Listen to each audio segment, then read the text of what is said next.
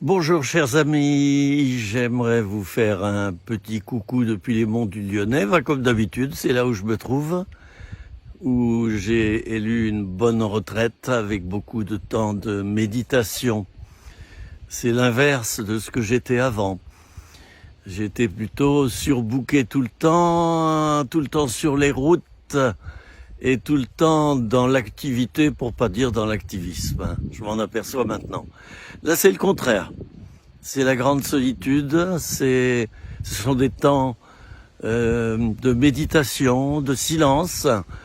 Et c'est vrai que ce sont des temps où je m'approfondis, je le sens, je le ressens bien. Et puis également, je le mets à profit pour guérir de quantité de choses qui remontent, de blessures de l'enfance, de plein de choses comme ça. Ça sera tout profitable pour mon avenir, puisque vous savez que quelquefois on exprime des comportements qui sont le résultat de blessures. On a tous des blessures. Alors il y a deux écoles à ce sujet-là, hein. Deux écoles. Bon, je fais attention où je marche parce que c'est un sentier en pente raide. C'est bien la montagne. Oui, donc il y a deux écoles à ce sujet-là. Vous savez, il y a 2 Corinthiens 5, 17. Si quelqu'un est en Christ, il est une nouvelle créature. Les choses anciennes sont passées, toutes choses sont devenues nouvelles. Mon frère, ma sœur, t'as rien à changer. Faut pas regarder en arrière maintenant. T'as vécu un passé, il est échu. Maintenant, on va de l'avant. Ah oui. Eh oui, si un médecin disait ça à quelqu'un qui a un cancer, voilà, bon, tu as eu un cancer, enfin quelqu'un qui a eu un cancer et puis qui va mieux. Bon, allez, maintenant, faut plus regarder en arrière. Hein. C'est du passé. Voilà. Non, le médecin va dire, bah, écoutez, tous les 6 mois, il y aura un contrôle et il faut vérifier s'il n'y aurait pas des métastases qui reviennent. Hein. Alors, je suis pas en train de dire qu'avec avec Jésus, on va redévelopper des problèmes, mais ça peut arriver parce que selon les tranches d'âge qu'on traverse, il y a des problèmes nouveaux qui apparaissent dans nos vies et il faut des nouvelles solutions. Hein? Mais là, ça vient pas de Dieu. Je veux dire, ça vient pas de Dieu. C'est pas Dieu qui crée les problèmes, c'est nous. Et ça fait partie de notre développement personnel et c'est tout à fait normal. Alors, j'aimerais évoquer assez court trois qualités que quelqu'un qui se destine à aider les autres ou à écouter les autres se doit de développer. Alors, je vais les nommer, ces 3 qualités. Hein, c'est donc l'empathie, la compassion et puis la miséricorde. Bien. Alors, il y en a qui diront, voilà, c'est pas la peine de détailler tout ça. Voilà, faut avoir un regard bienveillant sur les gens, les écouter, puis point final, allez. Ça m'embête tout ça. Ben non, nous sommes des êtres réfléchis. Nous sommes appelés à réfléchir, à méditer, à définir, à chercher.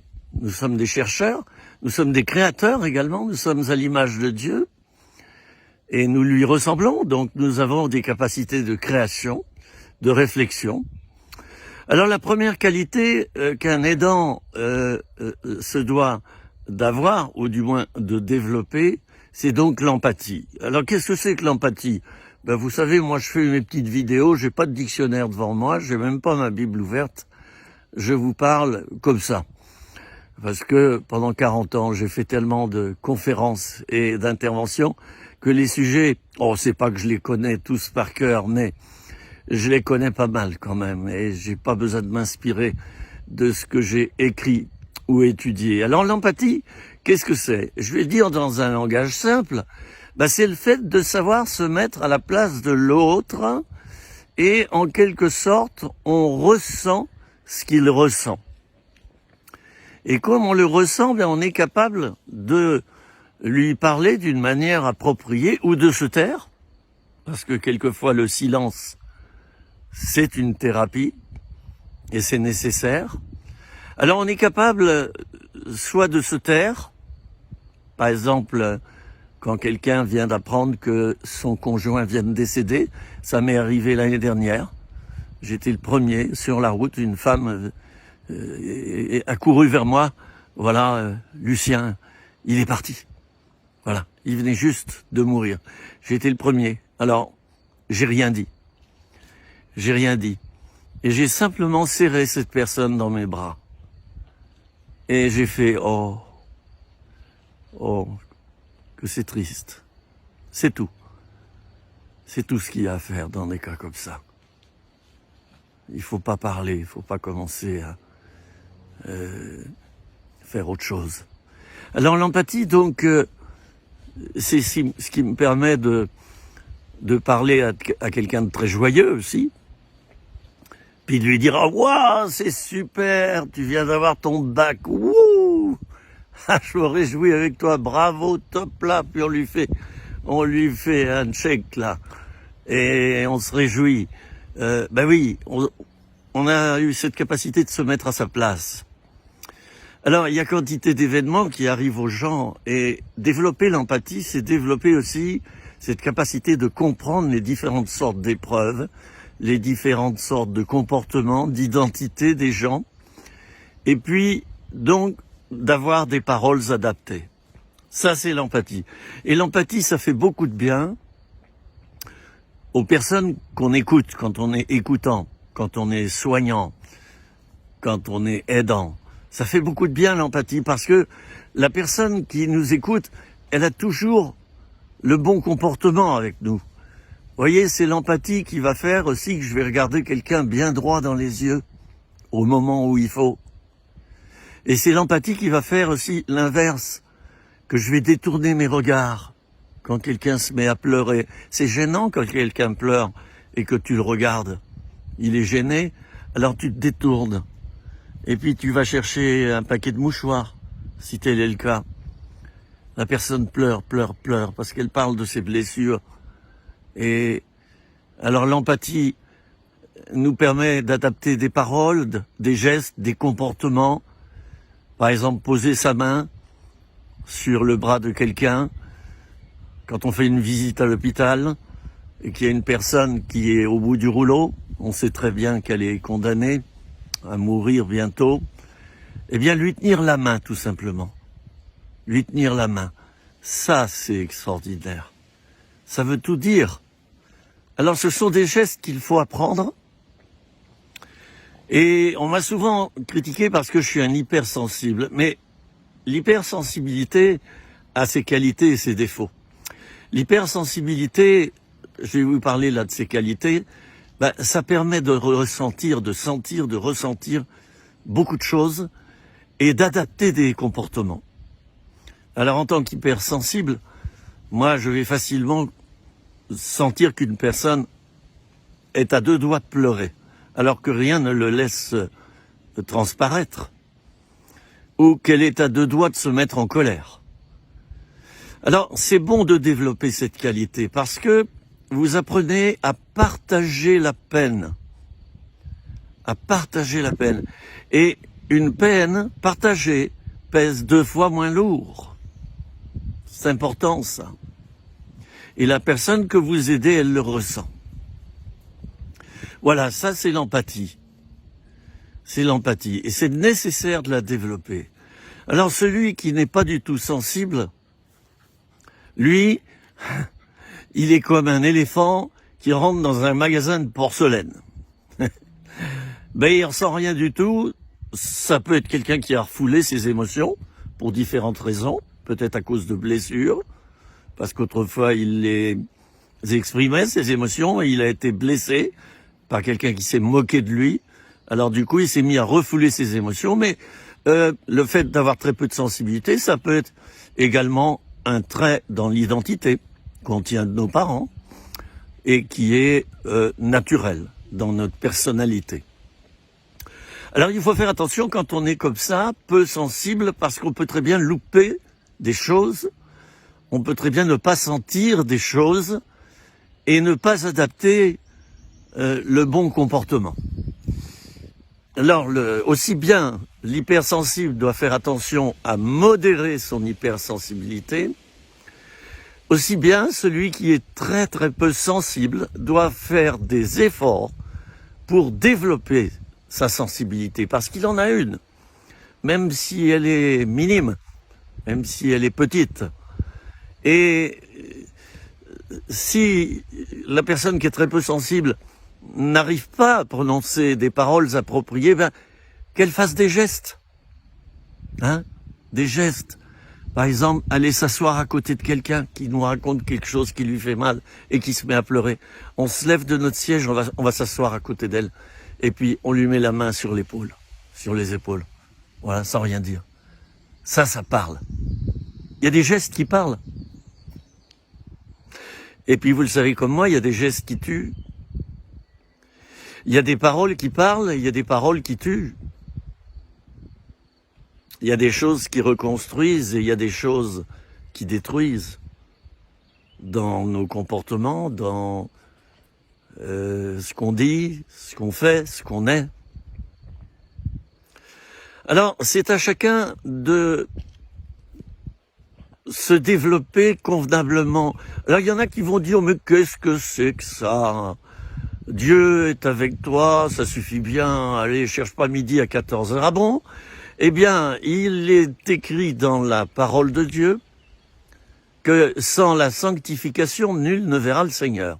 Là, je t'ai collé, mon gars. Qu'est-ce que c'est que la sanctification ? Eh bien, c'est l'action de devenir de plus en plus saint, c'est-à-dire parfait. Autrement dit, la sanctification, c'est le fait de s'améliorer, de s'amender, de se perfectionner. Toute notre vie, on doit le faire. Mais il y a des chrétiens qui s'arrêtent, chrétiens ou non-chrétiens, qui s'arrêtent en bord de route. Et puis, tu les retrouves 5 ans, 10 ans plus tard, si tu les avais pas revus, tu les trouves dans le même état. Ils étaient tristes, ils restent tristes. 10 ans plus tard, tu les retrouves toujours dans leur tristesse. Ils étaient joyeux et excités, tu les retrouves joyeux et excités. Nous sommes appelés, chers amis, à travailler nos vies, faut-il le redire. Et moi, c'est cette année et demie, presque 2 ans, où je suis en montagne, je les mets à profit pour travailler énormément ma vie, chose que je n'avais pas fait avant, parce que je m'occupais trop des autres. Alors évidemment, mes défauts étaient restés à la surface et on pouvait les voir. L'empathie. Très important d'en avoir. Je vais parler maintenant de la compassion. Alors, qu'est-ce que c'est que la compassion ? C'est le fait de prendre l'autre en pitié, mais la bonne pitié. Alors, il ne faut pas forcément dire à l'autre qui nous raconte des histoires difficiles de sa vie, « Oh là là, mon pauvre, oh que je te plains, oh c'est terrible, hein. Oh là là là là, en effet. » Mais non. Tu vas l'enfoncer. Ben oui, c'est négatif ce que tu dis. Non, la compassion, c'est le fait de compatir. C'est le même mot, c'est le verbe. On compatit au problème de l'autre, au mal de l'autre. On compatit. On a pitié. On se dit, ah, s'il est comme ça ou si elle est comme ça, il y a bien une raison. Il y a des choses que je ne sais pas. Et je vais l'écouter. Je vais m'en occuper. Bien sûr, à sa demande. Il ne faut pas s'occuper des gens s'il n'y a pas de demande. Parce qu'en s'occupant de ces personnes, tu leur fais plus de mal que de bien. Il y a des personnes qui ont besoin de rester seules dans l'épreuve. Disons qu'il y a un temps pour tout. Il y a un temps pour rester seul, puis il y a un temps pour se faire aider. Alors, il ne faut pas dépasser les limites, il ne faut pas aller trop vite. Et, eh bien, cette compassion, ça consiste simplement à avoir un regard bienveillant, un regard apaisant. Et l'autre personne, celle qui est en face de nous, elle lit sur notre visage, sur nos yeux. Vous savez que les yeux, ce sont les fenêtres de l'âme. Alors, elle lit cette compassion. Elle ne se sent pas jugée. voyez, une personne qui a de la compassion ne juge pas. Je le redis encore, tant pis, c'est la 5e ou 6e fois que je le redis. Il y a une différence entre discerner et juger. Discerner, c'est simplement, eh bien, constater, par exemple, que mon foulard est rouge. Voilà. Ça, je le discerne. Sans autre préjugé ni avis. Et puis juger, c'est dire, oh là là, il a un foulard rouge, ça va pas bien du tout avec ses autres vêtements. Pouf, puis qu'est-ce que c'est que ce type-là?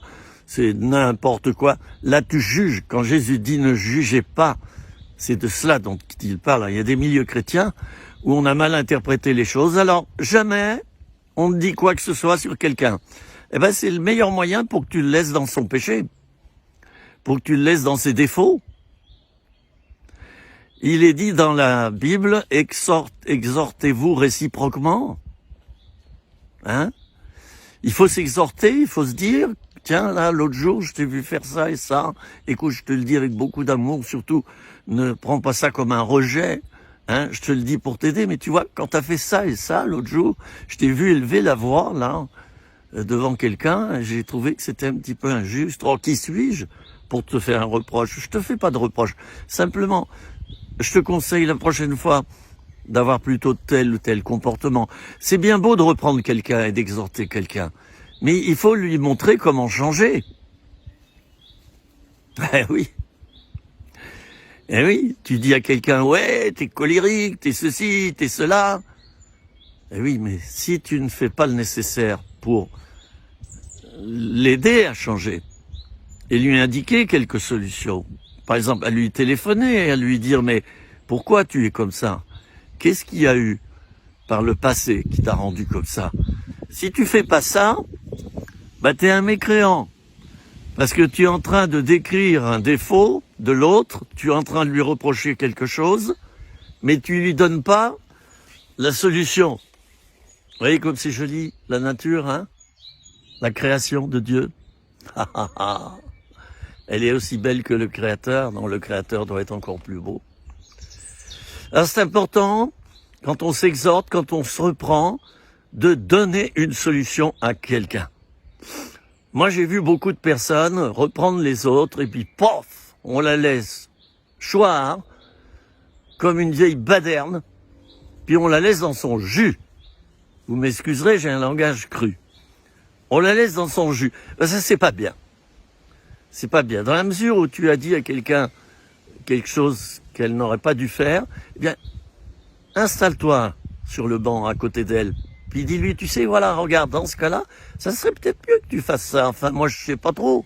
Tu sais, qui suis-je pour te conseiller Mais peut-être ça aurait été mieux, là, par exemple, que tu te taises ou, tu vois, t'étais en colère. Ben, ça aurait peut-être été mieux de dire au revoir à la personne tout de suite et puis de pas te mettre en colère contre elle.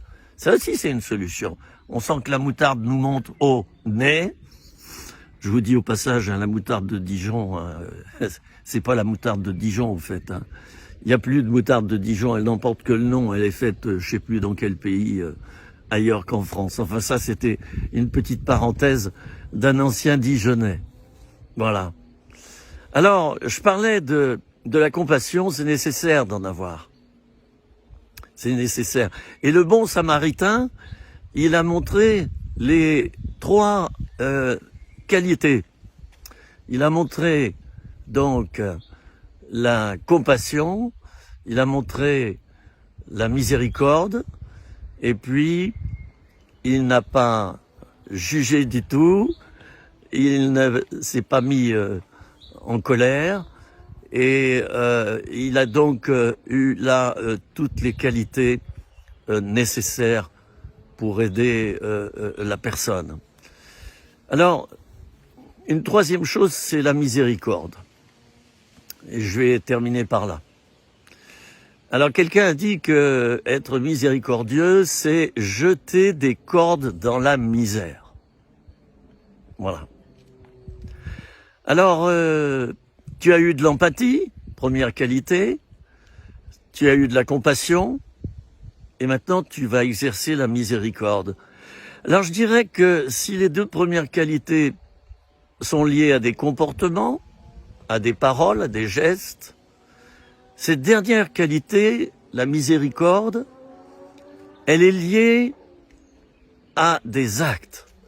D'ailleurs, je viens de dire, jeter des cordes dans la misère. Ben oui, c'est quelqu'un qui est au fond d'un puits, et puis, vous voyez, je répète 2 fois le mot puits, et puis, eh bien, toi, t'es au bord, et tu lui jettes une corde, mais que tu prends bien soin de tenir à un bout.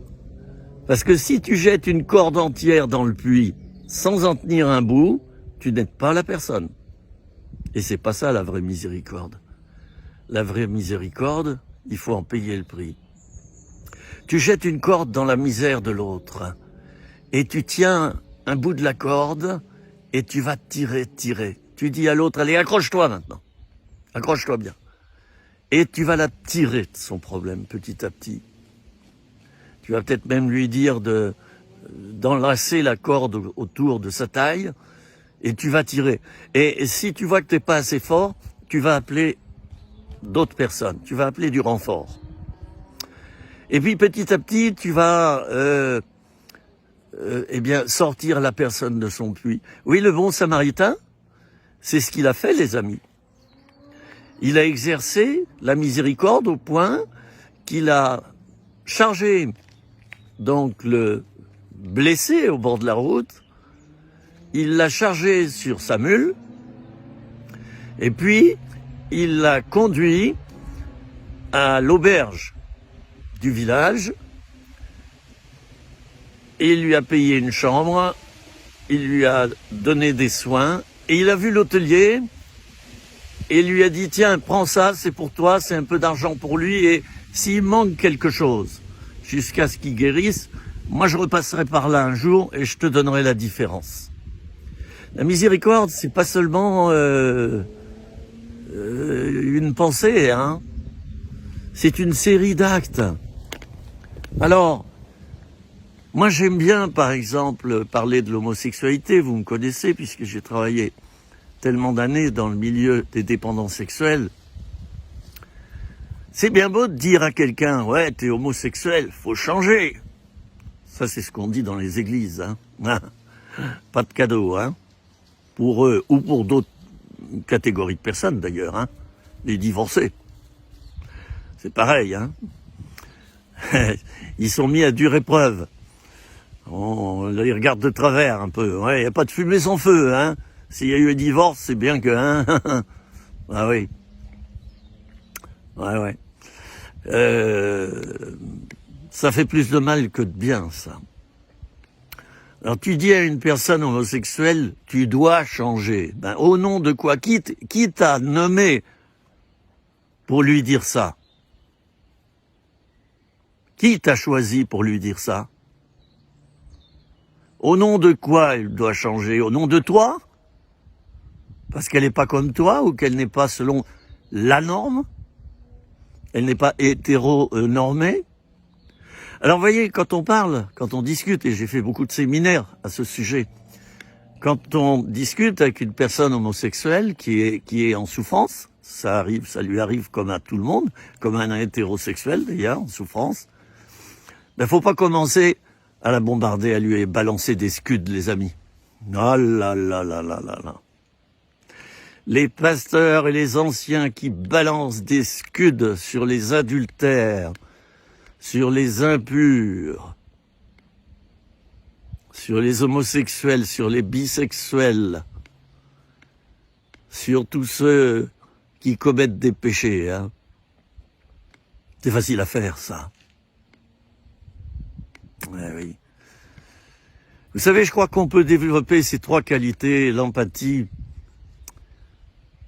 la compassion et la miséricorde. Je crois qu'on peut développer ces 3 qualités aussi parce qu'on se regarde soi-même.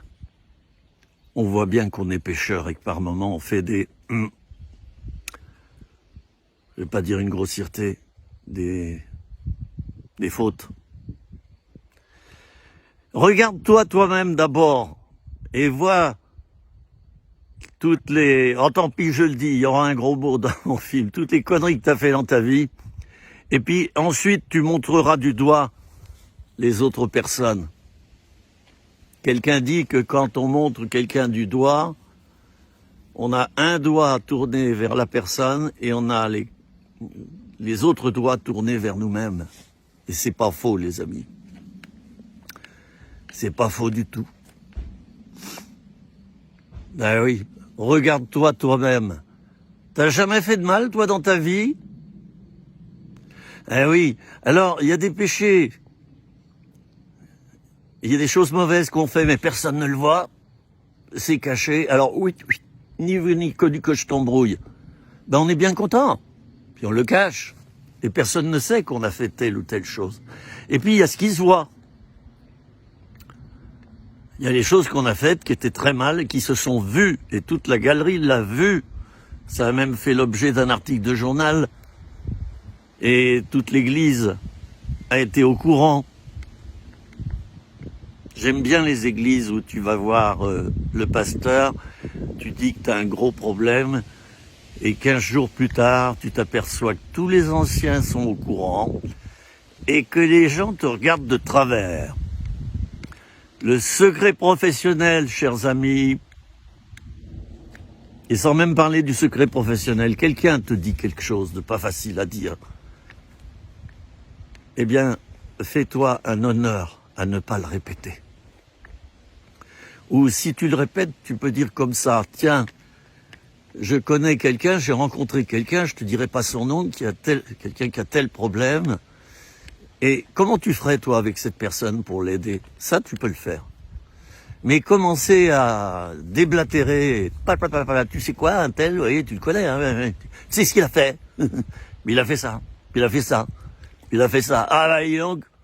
Et puis ça prend la Sainte Seine, et puis ça prie tout haut, et ça prophétise, et gna gna gna. Il y aurait beaucoup de choses à dire, là. Les mauvais accompagnateurs, les mauvais samaritains,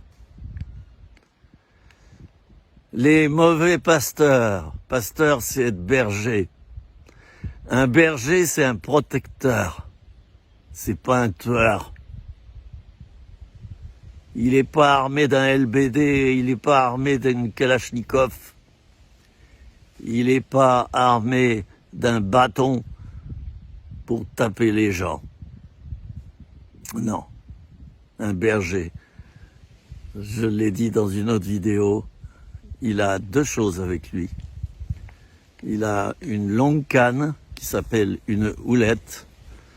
Et avec cette canne, il va pouvoir tirer la brebis qui s'écarte du troupeau, doucement, sans lui faire trop de mal.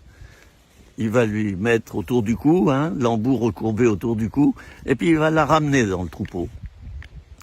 Et puis le berger, il a aussi un bâton. Mais il l'utilise très très peu, ce bâton. Il l'utilise surtout pour s'aider à marcher lui-même. Et quelquefois, il va s'en servir, pour dire attention, c'est pas bien si tu continues comme ça, il risque de t'arriver tel et tel problème. Et là, on a comme un bâton, mais en parole, et pour faire du bien à quelqu'un. Pour faire du bien à quelqu'un. Faisons attention que toute parole que nous prononçons soit, même si cette parole est dure, faisons attention qu'elle soit là pour construire. Tu peux très bien faire mal à quelqu'un dans le but de lui faire du bien. Par exemple, un enfant. Attention, attention, Hubert, la prochaine fois que je te vois en train de te pencher au-dessus de cette falaise-là, tu vas voir tes fesses. Puis tu lui tires les oreilles, parce que maintenant c'est interdit de mettre la fessée. On va avoir un procès. On va avoir un procès. Si on met des fessées. Alors par contre, là, il n'est pas parlé des oreilles. Moi, ce que je faisais, délicatement, là, je tenais mon enfant par l'oreille. Je lui disais, dis donc, là, qu'est-ce que tu viens de faire, là? Ah oui. Quelquefois, on fait mal, l'enfant, il fait « Aïe !» Puis tu continues s'il veut pas comprendre. Non, j'obéirai pas. Non, et puis t'es ceci, t'es cela. J'en ai rien à foutre de toi. Alors tu tires un petit peu plus fort sur l'oreille. Je vous assure que ça marche. Quelquefois, on peut être appelé à faire mal. Faut l'éviter, bien sûr. C'est en dernier recours. Mais c'est pour produire du bien. Alors que tout ce qu'on fait aboutisse à du bien. Et si tu parles d'un serviteur de Dieu, si tu parles d'un chrétien, si tu parles d'un non-chrétien, mets une garde à ta bouche. Et sois bien sûr que ce que tu dis en mal, ça soit pour reconstruire la personne, pour demander des conseils, comment mieux l'aider. Eh oui. Les bavardages, les blablatages, les gens qui passent leur temps à critiquer. Non, Jésus ne le faisait pas.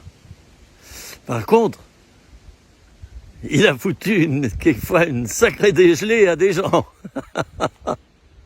Et je parle des riches, hein. Les scribes, les pharisiens, les riches. Oh là là là là là là. Sépulcre blanchi. Vous nettoyez le dehors de la coupe et du plat, mais à l'intérieur, vous êtes plein de rapines et de méchanceté. Vous voyez, il y a des passages de la Bible que j'ai appris par cœur depuis 40 ans. Ça m'aide. Parce qu'ils sont là. Là. Et au bon moment, j'ai un petit passage de la Bible qui s'affiche dans ma tête. Et ça m'aide à mieux faire, moi. Ça me concerne, moi. Ça me donne un conseil. Voilà, j'ai terminé maintenant cette petite vidéo. Oh, je dis toujours que je vais parler 5 minutes. Je regarde mon compteur, 32 minutes. Ça, c'est Philippe Osnet. Bon, c'est comme ça, je ferai des progrès. Je vais voir comment je peux m'améliorer. J'ai tellement de choses à dire. J'ai en projet des livres que je vais écrire. Mais toujours, ça sera pour construire. Et si je dénonce des choses, ça sera pas pour montrer du doigt et salir. Ça sera pour dire, les amis, faisons différemment que cela. Il y a mieux, on peut faire mieux.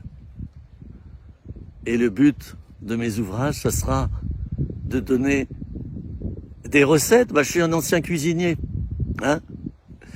Je vais donner des recettes. Oui, ça sert à quoi de critiquer? Je me souviens d'une période où je critiquais les églises. Oui, parce que oui, j'avais 50 garçons en suivi qui avaient des problèmes compulsifs sexuellement. Il y avait aussi bien des hétérosexuels que des bisexuels, des homosexuels. J'en avais 50 simultanément en suivi. Mais vous savez quoi? Il y a certaines églises évangéliques qui m'ont cassé les gars que j'avais en suivi, qui sont allés les voir et dire Philippe Osnet, non, on t'interdit d'être suivi par lui. Oui, je plais pas à tout le monde. Ça m'a mis en révolte, et c'est vrai qu'il y a une période de ma vie où j'ai parlé contre certaines églises, et je m'en excuse encore, je m'en humilie encore, parce que j'aurais pas dû le faire. J'aurais dû essayer de comprendre ce qui se cachait derrière. Et derrière, il y a souvent du légalisme, il y a souvent des traumatismes que des pasteurs ont. Il y a plein de problèmes. Maintenant, j'ai réfléchi. Et je me suis dit, j'ai pas été très chic avec eux. Alors, s'il y en a un qui me regarde, pardonne-moi, s'il te plaît, si j'ai pu te blesser un jour. Voilà. Alors maintenant, je bénis. J'ai décidé d'être un homme de bénédiction. Jésus a dit, bénissez, ne maudissez pas. Voilà ce qu'il a dit. Et maintenant, quand il m'arrive un problème, quand quelqu'un me fait mal, quand quelqu'un donne des mauvais conseils à une personne dont je m'occupe. Bon, allez, j'essaie de passer outre et puis de me comporter différemment. C'est important de changer. C'est important de changer. Est-ce que tu changes, toi? Est-ce que tu es en plein changement? Ben moi, je vais avoir 68 balais cette année. C'est dire qu'on peut on peut m'embaucher dans une entreprise de nettoyage. Hein. 68 balais, ça va être propre. Hein. Ben, j'ai 68 balais et puis j'essaie de continuer à réformer ma vie. Vous savez pourquoi? Pour devenir meilleur.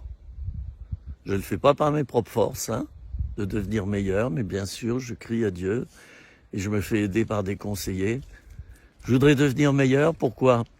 Ben pour faire du travail meilleur après, pour mon Seigneur. Si Dieu me prête vie, s'il me laisse encore quelques années sur cette terre, j'ai des projets, écrire des livres, tourner encore des centaines de vidéos, former des gens.